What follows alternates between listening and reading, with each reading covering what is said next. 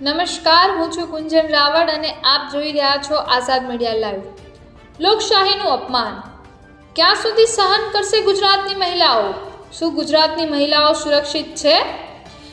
તારીખ 24/7/2023ના રોજ અમદાવાદ કલેક્ટર શ્રીને આક્રોશ રેલી સાથેનો કાર્યક્રમ કરવામાં આવ્યો હતો, જેમાં સુનિલ વાઘેલાની ધરપકડ કરી અને રાણીપ પોલીસ સ્ટેશને લઈ જવામાં આવ્યા હતા।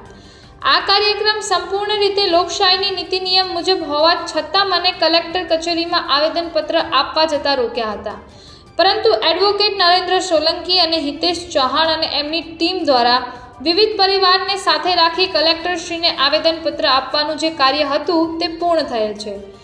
આવેદનપત્ર પઠાવ્યા બાદ પીડિત પરિવારને પણ અટકાયત કરી રાણીપ પોલીસ સ્ટેશન લાવ્યા હતા।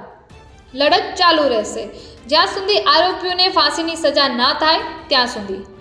સૌરાષ્ટ્ર, ગોંડલ અને રાજકોટથી પધારેલા તમામ લોકો, ધર્મેશભાઈ વાઘેલા, શંકરભાઈ વાઘેલા, ગિરધરભાઈ વાઘેલા અને તેમની ટીમ, કચ્છભુજમાંથી આવેલ શિવજીભાઈ વાઘેલા, ભરતભાઈ વાઘેલા, દશરથભાઈ વાઘેલા, જયંતિભાઈ વાઘેલા, જીતેન્દ્રભાઈ વાઘેલા અને મનોજભાઈ વાઘેલા ટીમે તમામનો આ લડાઈમાં સહકાર બદલ આભાર વ્યક્ત કર્યો હતો।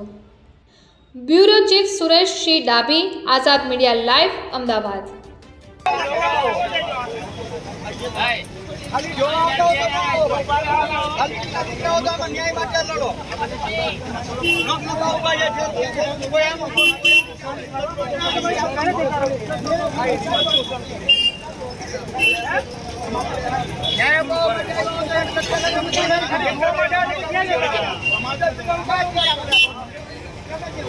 मेरे मंडल समाज एक भेगा